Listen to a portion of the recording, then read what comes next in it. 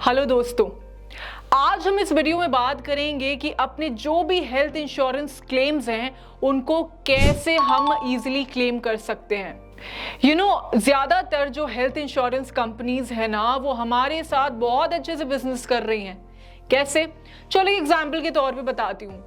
आप health insurance लेते हो तो आप उनको प्रीमियम भी देते हो। अब अगर वो कंपनीज आपको इतनी इजीली आपके हेल्थ इंश्योरेंस को पे आउट करना शुरू कर दें, आपके क्लेम्स को पे आउट करना शुरू कर दें, तो आपको नहीं लगता कि आपका प्रीमियम उनको बंद ही हो जाना है एंड देन वो इजीली बैंकरप्ट या फिर कंपनीज रद्द भी हो सकती हैं। अगर हर एक हेल्थ इंश्योरेंस कंपनी ना हम सभी के क्लेम्स को अप्रूव करना शुरू कर दे, तो मैं सच बता रही हूं, ये कंपनीज बंद होने की कगार पे पहुंच सकती हैं। लेकिन क्या ये सही है? देखो, मैं किसी कंपनी को ये नहीं बोलूंगी कि वो स्कैम कर रही हैं या वो आपके साथ कोई छलावा कर रही हैं, लेकिन this is how it is यार। मतलब ऐसे ही कंपनीज काम करती हैं। लेकिन मैं आपको ये बताना चाहती हूँ कि कुछ इजी स्टेप्स के जरिए, जो कि आप अपने हेल्थ इंश्योरेंस लेने से पहले और हेल्थ इंश्योरेंस होने के बाद आप इजीली अपने क्लेम्स को इजीली उनसे मांग सकते हो।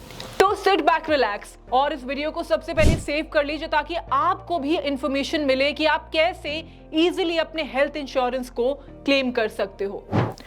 सबसे पहले तो मैं आपको यह बताना चाहूंगी कि कभी भी कोई भी हेल्थ इंश्योरेंस लेने से पहले कंपनी के बारे में अच्छे से जानकारी ले लीजिए। कंपनी की सारी डिटेल्स को वेरीफाई करिए। इनफैक्ट आपका जो भी कंपनी ने आपको क्लॉज दिया है उसको आप अच्छे से पहले रीड आउट करें, समझें अपने लॉयर से या किसी से, ताकि आपको एक सही इंफॉर्मेशन मिल सके। अब मैं आपसे अगर बात करूं प्री पॉलिसी प्रोसेस की, तो वो सबसे सिंपल है। देखिए, जो भी इंश्योरेंस कंपनी आपको जब इंश्योरेंस के लिए अपने कुछ फॉर्म्स देती है, तो फॉर्म्स पे क्लॉज भी मेंशन होते हैं इंश्योरेंस से रिलेटेड। एक इंश्योरेंस का क्लॉज है जिसका नाम है अटमोस्ट गुड फेथ। जी हाँ, ये काफी इंपॉर्टेंट क्लेम है जिसके बारे में आपको इंफॉर्मेशन होनी चाहिए। अटमोस्ट गुड फेथ का मतलब ये होता है कि कोई भी हेल्थ इंश्योरेंस कंपनी आप पे भरोसा कर रही है कि आप जो भी इंफॉर्मेशन उस फॉर्म में फिल कर रहे हो वो एकदम सच है, उसमें कोई झूठ नहीं है।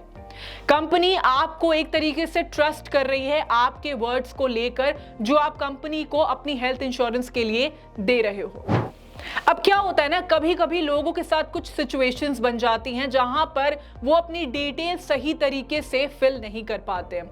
फॉर एग्जाम्पल, सपोजिटली कल को मैं अपने डैड के साथ बैठ के एक फॉर्म फिल कर रही हूँ हेल्थ इंश्योरेंस का, जहां पर फॉर्म में एक क्वेश्चन आ जाता है that do you drink.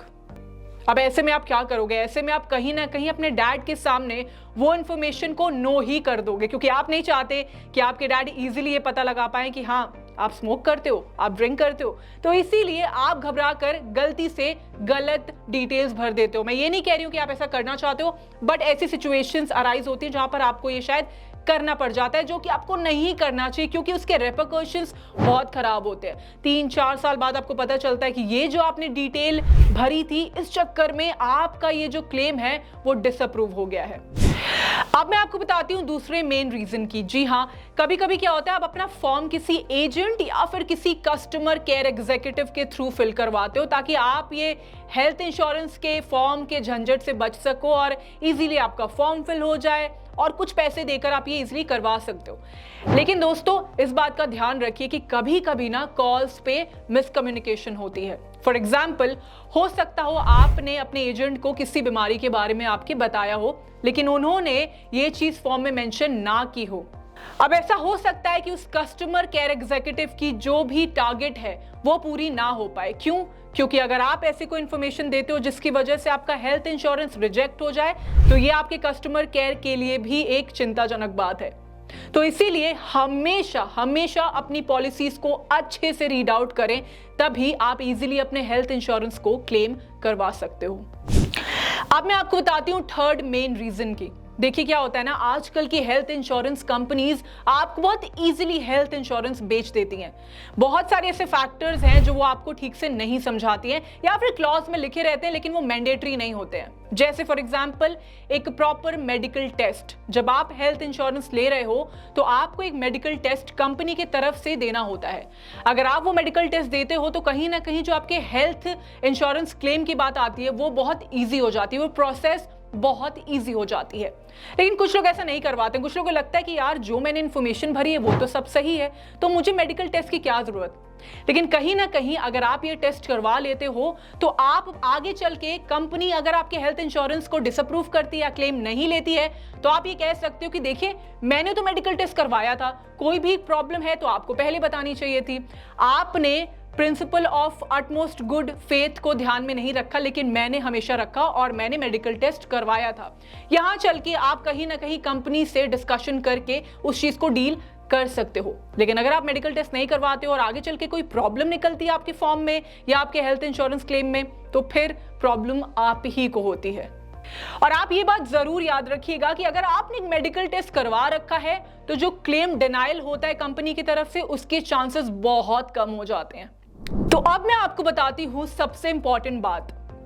What if आपने अच्छे से अपनी पॉलिसी फॉर्म को फिल किया था, सारे रिक्वायरमेंट्स को पूरा किया था, लेकिन फिर भी आपका ये जो हेल्थ इंश्योरेंस क्लेम है वो डिसअप्रूव हो गया, वो रिजेक्ट हो गया।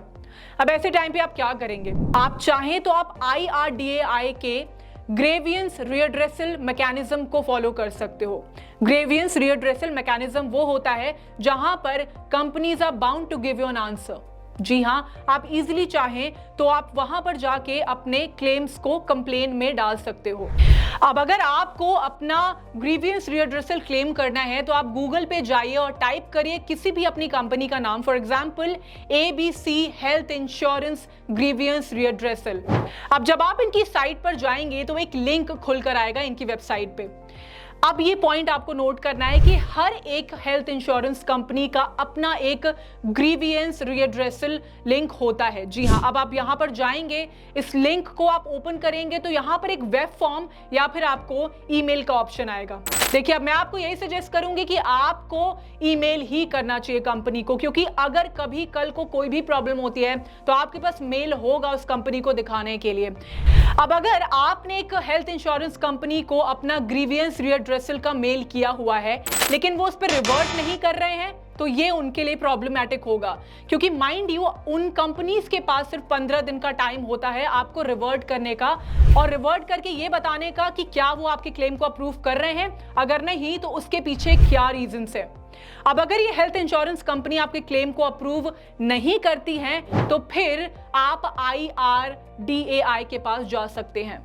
अब अगर आपको लगता है कि इतना सब हो जाने के बाद भी मुझे कहीं से कोई रिवर्ट नहीं मिल रहा है, मुझे मेरा हेल्थ इंश्योरेंस क्लेम करने में कोई भी मदद नहीं कर रहा है, तो अब आप आगे जाके इंश्योरेंस ओम्बड्समैन से भी हेल्प ले सकते हैं। इंश्योरेंस ओम्बड्समैन बेसिकली आपका इंश्योरेंस लोकपाल कहलाता है। यहां आप जाकर इजीली हेल्प मांग सकते हैं।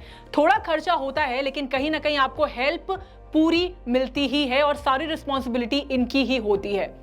आपको मैं लिंक इसका डिस्क्रिप्शन बॉक्स में दे दूंगी, आप इजीली जाकर चेक कर सकते हैं।